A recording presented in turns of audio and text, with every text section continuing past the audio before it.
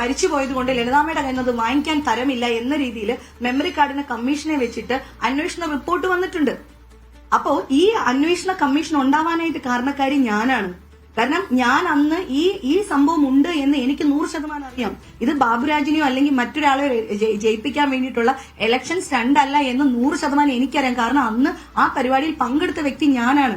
അതുകൊണ്ട് ഫസ്റ്റ് കമ്മിറ്റിയിൽ ഇസിയിൽ തന്നെ ഞാൻ പറഞ്ഞു, ഈ മെമ്മറി കാർഡ് ഇഷ്യൂ എന്ന് പറയുന്നത് ശ്രീമതി കുക്കു പരമേശ്വരൻ പറയുന്നത് പോലെ ഒരു ഇലക്ഷൻ സ്റ്റണ്ട് അല്ല, ഇങ്ങനെ ഒരു കാര്യമുണ്ട്, അത് കണ്ടുപിടിക്കണം, അതിനായിട്ട് മെമ്മറി കാർഡ് കമ്മീഷനെ ഉണ്ടാക്കണം എന്ന് പറഞ്ഞ വ്യക്തി ഞാനായതുകൊണ്ട് അന്ന് തൊട്ട് ഞാൻ ടാർഗറ്റഡ് ആണ്.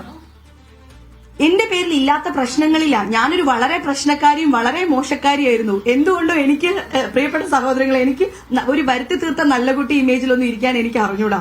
ഉള്ള കാര്യങ്ങൾ ഉള്ളതുപോലെ മുഖത്ത് നോക്കി എന്നും പറയുന്ന, ഇനിയും പറയുന്ന ഒരു വ്യക്തി തന്നെയാണ്. എനിക്ക് പറയാനുള്ളത് പറയുകയും എഴുതാനുള്ളത് വളരെ സധൈര്യം എഴുതുകയും ചെയ്യുന്ന ഒരു വ്യക്തിയാണ് ഞാൻ. അപ്പൊ പക്ഷെ എനിക്ക് ഇത്രയും നാളെ സംസാരിക്കാൻ പറ്റുന്ന വെച്ചാൽ ഞങ്ങൾക്ക് എല്ലാവർക്കും മാധ്യമ വിലക്കായിരുന്നു, അതുകൊണ്ട് സംസാരിക്കാൻ പറ്റാത്തതുകൊണ്ട് സംസാരിച്ചില്ല. പക്ഷെ ഇന്നത്തത് ഞാൻ പ്രത്യേക സ്പെഷ്യൽ റിക്വസ്റ്റ് എടുത്തിട്ടാണ്. കാരണം ഈ പോക്ക് അത്ര നല്ലതല്ല. പിന്നെ ഇവർ ആദ്യത്തെ കമ്മിറ്റിയിൽ ഒരു രണ്ടാമത്തെ മൂന്നാമത്തെ കമ്മിറ്റി ആകുമ്പോഴത്തേനും ഞങ്ങൾ ആരും അറിയാണ്ട് 18 മൊബൈൽ ഫോൺസ് വാങ്ങിച്ചിരുന്നു കമ്മിറ്റി അംഗങ്ങൾക്ക് എന്ന് പറഞ്ഞിട്ട്. ഞങ്ങൾക്കൊരു സാധനം തരുന്നു എങ്കിൽ അത് ഞങ്ങൾ അറിയണ്ടേ, ഇത് സ്വീകരിക്കാൻ ഞങ്ങൾ തയ്യാറാണോ എന്ന്. അമ്മയ്ക്ക് വേണ്ടിയിട്ട് സ്പെഷ്യലായിട്ട് ഒരു മൊബൈൽ ഫോണിന്റെ ആവശ്യമൊന്നുമില്ല. അങ്ങനെ വേണമെങ്കിൽ ആ ഫോൺ മേടിക്കാൻ കപ്പാസിറ്റി ഉള്ള ആൾക്കാരാണ് ഞങ്ങൾ ഓരോരുത്തരും. അപ്പൊ ഈ മൊബൈൽ ഫോൺ വാങ്ങിച്ചത് തെറ്റ് എന്ന് ഞങ്ങൾ എല്ലാവരും ഉയർന്നു നിന്ന് പറഞ്ഞിട്ടുണ്ട്. അതുകൊണ്ടാണ് ഈ ടിനി ടോമിനെതിരെ ആരോപണം വന്നിരിക്കുന്നത്. ഈ ലക്ഷ്മിപ്രിയ, ടിനി ടോം, അങ്ങനെ ഇനി അടുത്ത ടാർഗറ്റ് ആരാണ് എന്നാണ് ഞങ്ങൾ നോക്കിക്കൊണ്ടിരിക്കുന്നത്.